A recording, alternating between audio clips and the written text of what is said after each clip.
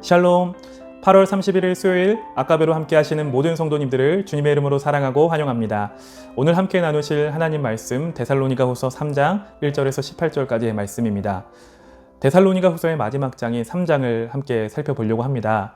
이 데살로니가후서는 사도 바울이 데살로니가 교회를 향해 보낸 두 번째 편지입니다. 그 목적이 세 가지가 있었는데요. 첫 번째로 이 당시 환난과 박해 가운데 있었던 이 데살로니가 교회를 위로하고 또 격려하고자 한 목적으로 바울이 편지를 보내게 됩니다. 두 번째로 그 당시 교회 안에 있었던 잘못된 종말론에 대해 그 오해를 바르게 교정하고자 한 목적으로 이 편지를 보내게 되죠. 그리고 마지막 장인 3장에서 밝히고 있는 것처럼 이 잘못된 종말론 때문에 성도들 안에 잘못된 삶의 자세가 나타나게 됩니다. 대표적으로 게으름, 그 나태함의 문제였는데 바울은 이 부분을 강하게 질책하면서 복음을 받아들인 성도들이 어떻게 살아가야 하는지 그 권면하는 목적으로 이 데살로니가 후서 두 번째 편지를 보내게 됩니다. 먼저 1절부터 5절까지 오늘 3장 살펴보도록 하겠습니다. 1절 2절 말씀입니다. 끝으로 형제들아, 너희는 우리를 위하여 기도하기를 주의 말씀이 너희 가운데서와 같이 퍼져나가 영광스럽게 되고 또한 우리를 부당하고 악한 사람들에게서 건지시옵소서 하라. 믿음은 모든 사람의 것이 아니니라 라고 말합니다. 앞서 첫 번째 편지였던 이 데살로니가 전서에서 바울은 복음을 전하는 자신과 그리고 자신의 일행들을 두고 이렇게 기도해 주기를 부탁합니다. 데살로니가 전서 5장 25절에 형제들아 우리를 위하여 기도하라 라고 말하면서 그때에는 좀 기도 요청이 굉장히 간략했습니다. 그런데 오늘 3장 1절을 보니까 두 가지로 기도를 해달라고 기도 요청을 부탁하고 있는데요. 1절에 보면 먼저 주의 말씀이 너희 가운데서와 같이 퍼져나가 영광스럽게 되기를 위해 먼저 기도 부탁을 합니다.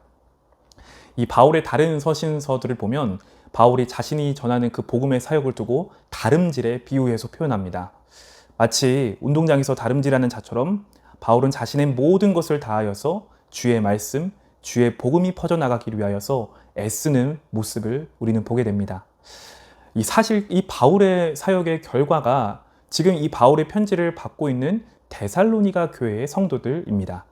그리고 바울과 그의 일행은 지금 이 데살로니가 성도들과 같이 또 다른 그 믿음의 공동체를 세우기 위하여서 여전히 주의 말씀, 주의 복음을 전하고 있는 상황이었습니다. 그래서 바울은 이 복음을 받아들였고 그리고 믿음 안에서 자라나고 사랑이 풍성하였던 이 데살로니가 교회, 이 교회의 성도들이 이제 기도를 통해서 주의 복음이 퍼져나가고 데살로니가 교회와 같은 또 다른 교회가 세워지는 일에 너희가 마음을 같이 하여 달라. 그 구체적인 모습이 기도로서 함께 해달라라고 기도 요청을 하고 있는 것입니다. 바울은 두 번째 그 기도의 요청의 목적을 두고 2절에서 이렇게 말하는데요. 하나님께서 부당하고 악한 사람들에게서 건져주시기를 위해 기도 부탁을 하고 있습니다. 여러분이 잘 아시는 것처럼 바울이 복음을 전하는 것은 결코 순탄하지 않았습니다. 복음을 전하는 바울과 그의 동료들을 낭망시키고 해코지하고자 하는 세력들이 도처에 널려 있었습니다. 심지어 바울은 이 복음을 전하는 일 때문에 죽을 고비도 많이 넘겨야만 했습니다.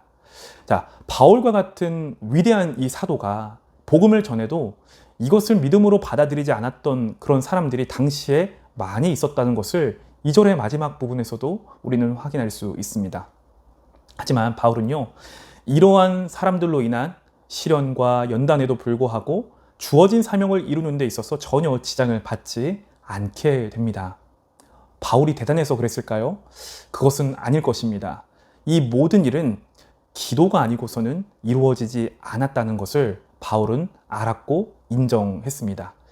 바울 자신이 드렸던 기도뿐만이 아니라 이 성도들의 기도 없이는 지금 자신과 일행들이 전하고 있는 이 주의 복음, 주의 말씀을 전파하는 사명을 감당할 수 없다라는 점을 바울은 인정하고 지금 그렇게 이 교회를 향하여서 기도의 부탁을 하고 있는 것입니다. 자, 이 바울이 요청했던 그 기도, 그 성도들로 하여금 요청했던 그 기도가 그럼 어떤 역사를 불러일으킬까요? 3절을 보면 이렇게 말하는데요. 주는 미쁘사 너희를 굳건하게 하시고 악한 자에게서 지키시리라 라고 말합니다. 사랑하는 성도님들, 여러분이 누군가를 위해 하는 기도는 결코 땅에 떨어지지 않는다라는 사실을 기억하시기를 바랍니다. 여러분의 기도를 통하여서 우리 미쁘신 하나님 아버지께서는 여러분의 영혼을 굳건하게 하실 것입니다. 그리고 여러분의 기도를 통하여서 악한 세력으로부터 지키실 것을 신뢰하시기를 바랍니다. 또한 우리의 기도들을 통하여서 이제 복음을 전파하는 이들, 바울처럼 복음을 전파하는 이들에게 그들의 사역을 가운데에 하나님께서 함께 하시고 또한 그들의 영혼을 지키시고 굳건하게 하시고 악한 세력으로부터 지키게 될 것인데, 그것이 무엇을 통해서 이루어지냐? 바로 우리의 기도를 통해서 이루어진다라는 사실 기억하시는 우리 모든 성도님들 되시기를 축복합니다. 이어서 6절부터 15절을 함께 볼 텐데요. 바울은 이 복음에 따라 사는 삶에 대해 성도들에 대해서 다음과 같이 권면하고 있습니다. 6절 말씀인데요. 형제들아, 우리 주 예수 그리스도의 이름으로 너희를 명하노니 게으르게 행하고 우리에게서 받은 전통대로 행하지 아니하는 모든 형제에게서 떠나라 라고 말합니다. 6절을 보면 이제 앞선 1절에서 5절과 같은 어조가 아니라 좀 그 어조가 바뀌게 되는 것을 확인할 수 있습니다. 명령형의 어조로 바뀌죠. 그리고 교회 안에 있었던 문제에 대해서 이 바울이 다시금 언급하며 아주 강한 어조로 질책을 하고 있습니다. 바로 게으르게 행하는 자들에 관해서 질책을 합니다. 특별히 데살로니가 교회에는 일하지 않고 일만 만드는 자들이 있었다라고 하는데요. 왜 그랬을까? 이 교회 안에는 앞서 2장처럼 주님의 재림의 날에 대한 그 사모하는 믿음이 그들을 강력하게 붙들고 있다는 것을 우리는 확인했습니다. 사실 주님의 재림을 기다리는 그 믿음 자체는 나쁜 것, 잘못된 것이 아닙니다. 하지만 이 믿음을 가진 성도들이 이제 그 자신에게 주어진 삶 속에서 주님의 오심을 기다리면서 주어진 삶 속에서 더 충실하게, 더 성실하게 살아가는 삶의 모습이 아니라 그런 모습에서 벗어나서 오히려 주님이 오시기 때문에 이 세상의 일을 등지고 살아가도 된다라는 잘못된 믿음을 가진 자들이 이들 안에, 이 교회 안에 있었다라는 사실입니다. 자, 이것은 일자리가 없어서 일을 하지 않았다라는 의미가 아니라 그저 일을 하기 싫어서 그런 자들이 지금 교회 안에 있었다라는 것입니다. 자, 이러한 모습들은 바울과 그의 동역자들에게서 받은 전통, 곧 복음에서 행하지 않는 모습이다. 쉽게 말해 하나님의 가르친 말씀에서 벗어난 일이다라고 말하면서 그들에게서 떠날 것을 바울은 강하게 명령하고 있습니다. 그리고 계속해서 7절에서 이렇게 권면하는데요. 7절에 어떻게 우리를 본받아야 할지를 너희가 스스로 아나니 우리가 너희 가운데서 무질서하게 행하지 아니하였다라고 말합니다. 바울은 이 데살로니가 교회가 바울과 그의 동료들을 어떻게 본받아야 할지를 알고 있다라고 말합니다. 그렇다면 바울이 이 교회에게 어떤 본을 보였을까? 이어지는 8절을 보면 바울이 음식을 값없이 먹지 않았고 수고하여 애쓰며 주야로 일을 하였고 또 이 교회 성도들에게 폐를 끼치지 않았다라고 말합니다. 이 당시에는 가난한 사람들이 부자의 후원을 얻어서 생활을 유지하는 그런 제도가 있었습니다. 그런데 문제점은 이 제도를 악용하여서 일을 할 수 있음에도 불구하고 부자들의 후원만을 믿고 빈둥빈둥 노는 일들이 교회 안에서 발생했던 것입니다. 혹은 정치를 하는 그 부자들의 도움을 받은 자들이 이 후견인의 환심을 사기 위해서 후견인을 지지하는 발언들을 그런 공적인 자리에서 서슴지 않고 하게 되었는데, 자, 이것들이 문제를 일으키는 경우가 있었다는 것입니다. 11절을 통해 확인할 수 있는데요. 11절에 우리가 들은즉 너희 가운데 게으르게 행하여 도무지 일하지 아니하고 일을 만들기만 하는 자들이 있다라는 것을 바울이 들었던 것이죠. 그래서 강하게 지금 질책하며 권면하고 있는 것입니다. 그래서 바울과 그의 동역자들은 이런 문제가 있는 교회에게 본을 보여주었던 것입니다.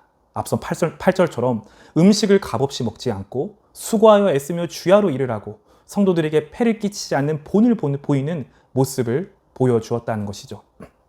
그런데 이 모든 것은 바울에게 권리가 없어서 그렇게 행한 것이 아니었습니다. 9절에서 말하는 것처럼 바울과 그의 동역자들은 충분히 교회로부터 사례를 받을 권리가 있었습니다. 사실 바울이 이 데살로니가 교회에 오기 전에 에베소 교회에서는 그 교회로부터 헌금을 받아서 그것을 통해 생활을 하게 됩니다. 하지만 이 데살로니가 교회에게는 그렇게 하지 않았는데요. 왜 그랬을까? 앞서 우리가 확인했던 것처럼 이 데살로니가 교회 안에 일하지 않고 사는 사람들, 그들에게 본을 보이기 위함이었다라는 것이죠. 충분히 우리가 너희에게 사례를 요청할 수 있었음에도 불구하고 그것을 포기하고 수고로이 일하는 모습을 보임으로 본을 보였던 것처럼 너희도 이런 우리를 본받아야 하는데, 그것이 바로 우리에게서 받은 전통, 복음을 받아 변화된 사람들의 모습이다라는 점을 바울은 지금 교회 안에서 무질서하게 행하는 자들을 향해 아주 강하게 말하는 권면의 메시지인 것입니다. 10절과 12절에 그래서 이렇게 권면하는데요. 누구든지 일하기 싫어하거든 먹지도 말게 하라 하였더니 12절 마지막 부분에 조용히 일하여 자기 양식을 먹으라 하노라 라고 말합니다. 그리고 만일 바울의 이 권면에 순종하지 않는 자들이 있다라면 14절과 같이 그와 사귀지 말고 부끄럽게 하라. 그런데 15절에 보니까 그들을 원수같이 생각하지 말고 형제같이 권면할 것을 교훈하고 있습니다. 왜 그럴까? 사실 이 모든 바울의 권면은 이 잘못된 행동을 하고 있는 사람들로 하여금 그들의 잘못을 깨닫고 회개하도록 하기 위함이지, 그들을 신앙 공동체에서 쫓아내기 위함의 목적이 있지 않았기 때문입니다.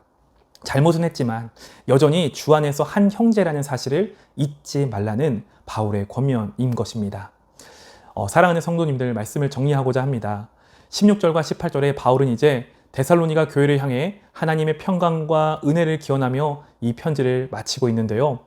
오늘 우리는 이 바울이 데살로니가 교회를 향하여 보낸 편지를 통하여서 복음을 받아들인 성도들이 보이는 삶의 두 가지 특징에 대해서 함께 살펴보았습니다.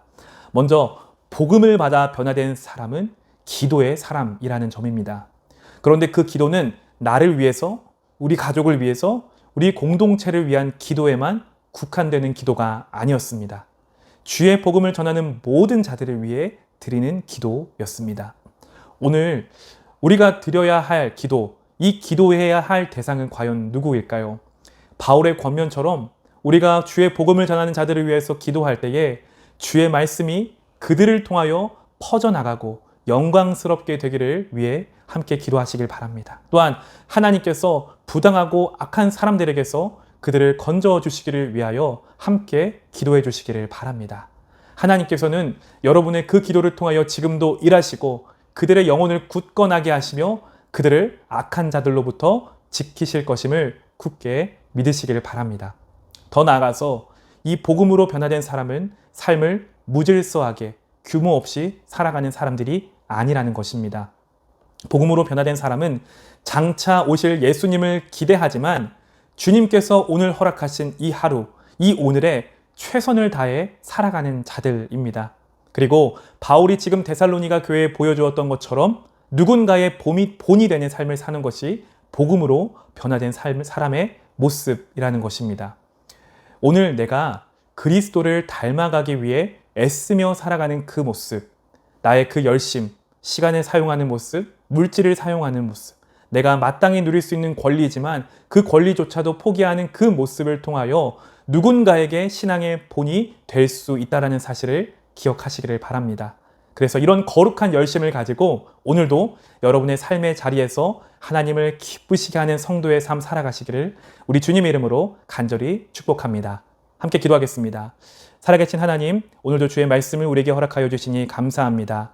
바울이 데살로니가 교회를 향하여 보내는 이 두 번째 편지를 통하여 권면하듯이 하나님, 복음을 받아들인 우리가 이제 누군가를 위하여서, 특별히 복음을 전하는 자들을 위하여서 함께 기도하는 자들 되게 하여 주시옵소서. 그리고 복음을 받아들였기에 이제 우리의 삶이 무질서하게 규모 없게 살아가는 자들이 아니라 먹든지 마시든지 무엇을 하든지 하나님의 영광을 위하여서 살아가는 자들 되게 하시고 우리의 삶을 통하여 누군가의 본이 되어줄 수 있는 오늘 하루 살아갈 수 있도록 주님 은혜로 함께하여 주시옵소서. 이 모든 말씀 살아계신 예수 그리스도의 이름으로 간절히 기도합니다. 아멘. 오늘도 주신 말씀을 붙들고 승리하는 하루 보내시기를 축복합니다.